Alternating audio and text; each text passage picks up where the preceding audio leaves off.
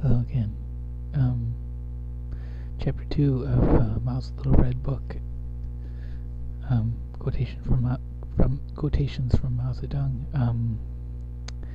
Definitely spurred some thoughts that I thought were sort of important, and I thought I'd share them, whether or not you find them relevant or not. But if we're studying Mao's book, any discussion, any extra attention to the text and to ideas spurred by the text are helpful to us. So, based on Mao's thoughts revealed in Chapter 2 of his Little Red Book, it strikes me that it is extremely important to understand what class you belong to.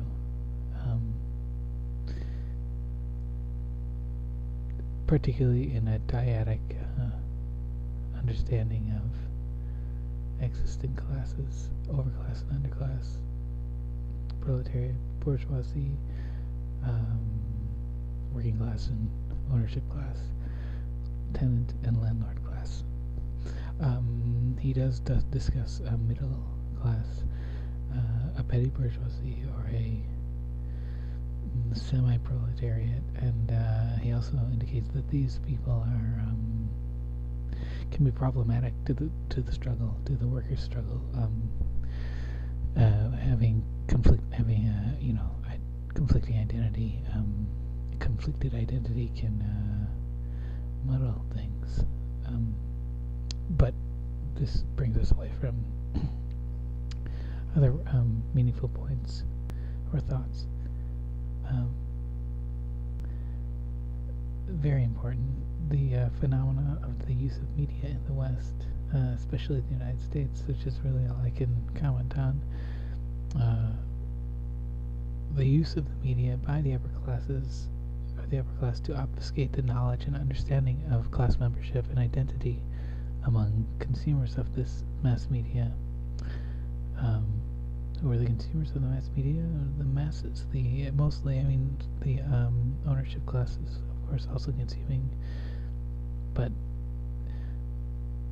the loss of, they don't lose their class identity. Essentially, the mass media, I believe, is particularly guilty of hiding and clouding the working class or the lower class.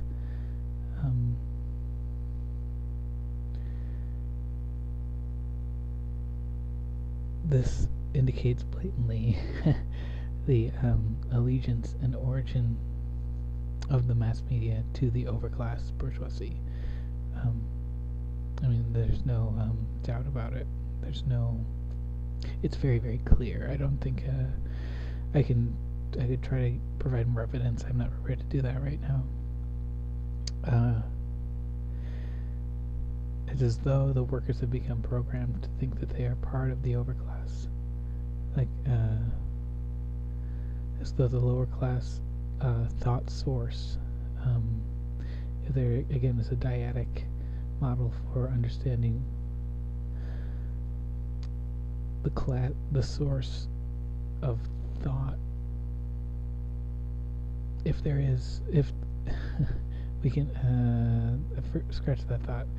I sort of wrote it out without being so dramatic with my language, although there is something to try to describe in there, and it may lead to to considering some of Mao's thought invalid.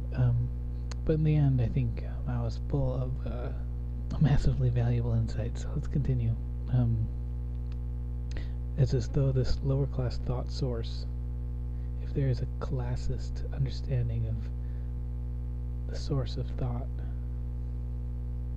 has been rendered void through the effective media deployment of overclass bourgeois capitalists. Again, like I've spoken this better earlier, and Mao probably states it just also clearly, that the mass media, well, it doesn't reference mass media as the nature of such was perhaps slightly different in the past, but although we're seeming to come out of it with the web. So it's sort of interesting. But for so long, the mass media sort of drown the thought of the lower class, of the workers. That thought was heavily manipulated by the interests of the overclass bourgeois capitalists. There may exist an argument that the working... This is maybe a risky idea. I don't mean to... I don't mean to... maybe I shouldn't forward it. That the working class life is... and thus the working class thought has lost... this thought source is so undesirable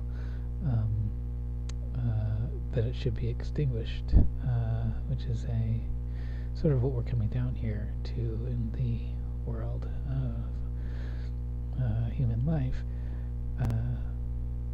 So again, maybe I should say that again.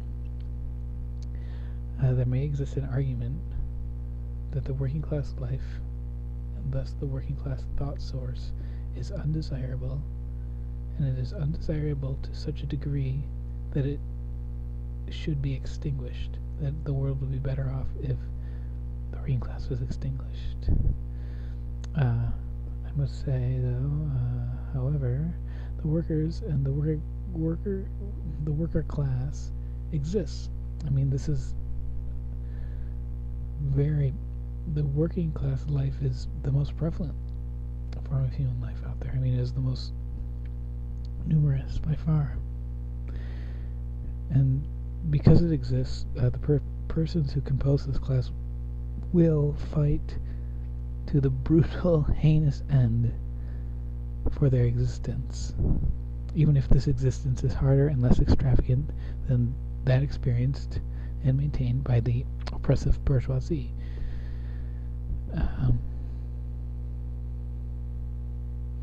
I mean, I think there's lots to say about that, but there's other points to make. I am personally appalled that the workers in this country, the United States, have waited so long to stand up against the enemy. The situation is totally obscene, so I don't want to sound as though I've lost hope. Actually, it seems like hope is booming, so to speak. It's a great time to be alive. I'm just disappointed in general, not with the workers, but just with humanity, with the world, with myself, that had to get this bad. I would have thought we could have, been smarter about it and done something about it earlier. I move on.